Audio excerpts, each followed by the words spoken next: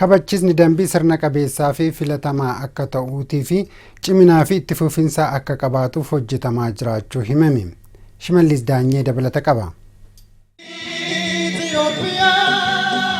Abbaan taayitaa kabachiisummaa dambii bulchiinsa magaalaa Addis Ababaa hojii haaromsa bal'aa taasiseen jijjiirama qabatamaa fideera. Hojii raawwachiisaa olaanaan abbaa taayitichaa Shalaqaa Zarihuun Tafarraa mootummaan tajaajilummaa amanamummaa fi itti gaafatamummaa irratti hundaa'uun seera fi sirna kabachiisuu keessatti hojiiwwan bu'aa qabeessa ta'an hojjechaa jiraachuu ibsaniiru. Akka isaan jedhanitti hojii haaromsaa yeroo darban keessatti hojiirra oolan jijjiiramoonni mootummaa jajjabeessuun galmaa'aniiru. Abbaan taayitichaas dambii kabachiisuu tajaajila mootummaa fooyyessuu fi nageenya hawaasaa cimsuuf hojii isaa ciminaan itti fufee gaggeessaa jira.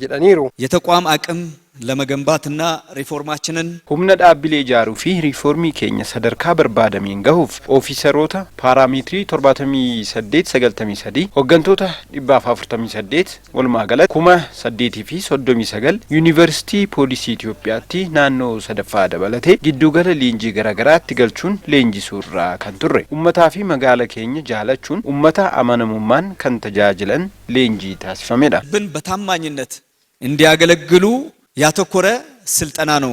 tajaajila miira ummataa guddisuuf xiyyeeffannaan hojjetamaa jiraachuusaa hojii raawwachiisan kan ibsan abbaan taayitichaa leenjilee haaraa kennuun akkasumas uffata haaraa kabachiisa dambii ifatti beeksuun hojii ummataa tajaajiluu isaa kutannoo olaanaadhaan raawwachuuf qophaa'uu isaa ibsaniiru.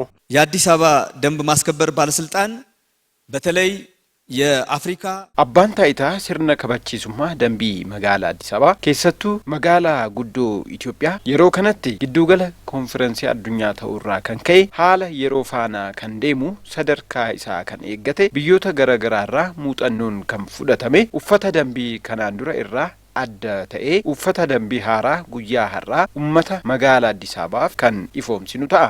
በይፋ የምንገልጽበት ነው። kantiibaan bulchiinsa magaalaa Addis Ababaa Aadde Adaanech Abeebee hojiiwwan seeraa fi dambii kabachiisuu yeroo darban hojjetaman bu'aa mul'atu fideera jedhan keessattuu hojii fooyya'insa abbaa taayitaa dambii kabachiisummaa magaalaa Addis Ababaatti taasifameen komiin ummataa hir'achuun bu'aan qabatamaan galmaa'uu isaa ibsaniiru. የደንብ ማስከበር ባለስልጣን እንደምታውቁት akkuma beekamu abbaan taayitaa sirna kabachiisummaa kana bu'uura gochuun waan haaraa adda ta'e maal hojjechuu qabna jennee ofiisaroonni keenya sirna dambii akkamii uffachuu hojjechuu qabu jennee waan gochuu qabnu irratti riiformii goonee kan karoorsineedha. Kana immoo biiroon keenya caasaa isaan teeknooloojiidhaan humna namaa hojii ijaarsaa itti fufiinsaan hojjechuu bu'aa agarsiiseera. Riiformii jalqabdan haala guutameen hojjechuu beekamtii kenna. Haala guutuu ta'een immoo kutaa magaala keessatti hojiirra oolchuun isinirraa eegama waan ta'eef kana immoo kutaa magaalaa hunda keessatti gochatti jijjiiruun barbaachisaadha. Kana